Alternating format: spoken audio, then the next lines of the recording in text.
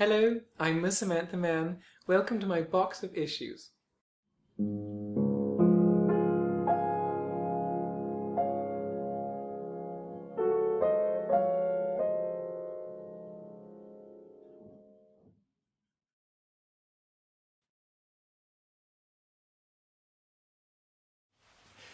So, hello, good afternoon, and welcome to the last in this series, which we're calling "You Do It: Miss Samantha Mann's Guide to Freelance Agony Aunting." So welcome back, also, of course, to my guest, Barbara Brownskirt. Thank you very much for making the journey again, Barbara. We've looked in this series at listening, we've looked at understanding, and now we've come to the end. It's time to look at responding appropriately to people's dilemmas. We've got a little collection of dilemmas here. So what I thought was, the team has put this together, I thought I might just go through and demonstrate how one might respond appropriately to different sorts of dilemmas. Some dilemmas are very easy to respond to appropriately. For example, what is the best time to go to bed? Well, when you're tired, obviously. How do I discourage friends who have small children from visiting? Low tables with sharp corners, that sort of thing. My wife likes shady holidays. I like hot. Should we take separate holidays? Yes. My husband would rather stay at home than go away on holiday. Should I go without him? Yes, absolutely. I've never won an award like you, somebody wrote at one of my events. Any tips? Which, obviously, we'll just consistently make work of a very high standard. That's the only trick there.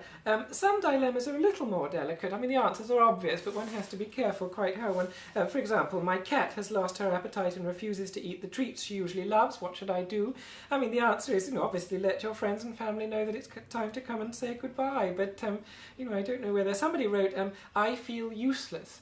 And there's a very good chance that their feeling is accurate, but it's difficult whether one should just come out and or I keep having nightmares about spiders falling on me. I received that. And of course they might not be nightmares, but whether or not one should tell the person is difficult. I don't know. One has to weigh up how honest one wants to be. With some very rare dilemmas, it really is genuinely difficult to know what an appropriate response might be, what a helpful response indeed might be.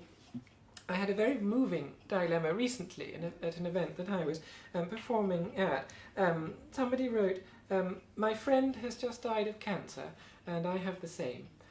How do I deal with it? And something like that is really a very different proposition. I'm not sure I have an answer for that, and I don't think I gave an answer at the time. I think sometimes, some of these things you just have to sit with the person in their dilemma, as it were.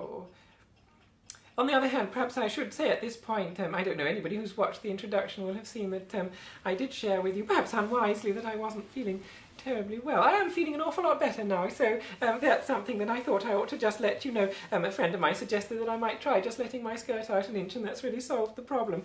So stand down, everything is quite all right, I'm an awful lot more comfortable. So just to let you know, nothing, as I say, that's probably not, I shouldn't have said anything in the first place, but having said something, I thought perhaps I ought to just lay any of your fears to rest. But anyway, so did you have a poem for us this week, Barbara?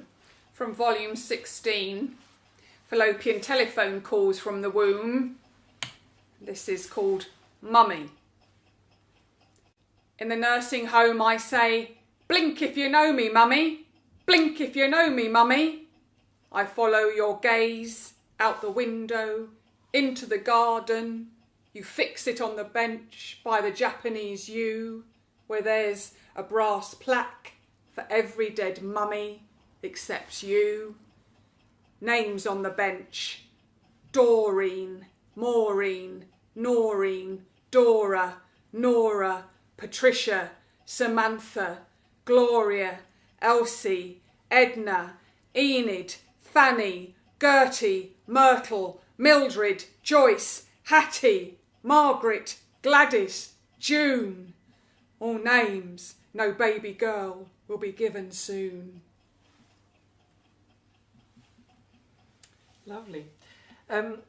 So I hope do you feel as though this has been of any value to you, Barbara?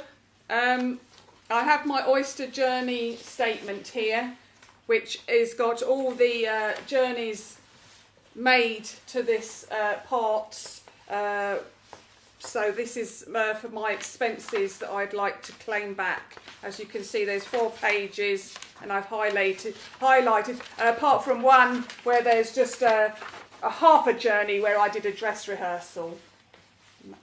There. I'm not sure that I certainly didn't promise that we would reimburse you for travel expenses. I don't know if any of you on there. Anyway, I shall pass that on to the team to have a look at. I'm sure we're not going to in their email accept all of those. I can certainly see some of them already that are likely to be rejected. But I shall pass that on, as I say, to Mari and the team, and it's up to you really to.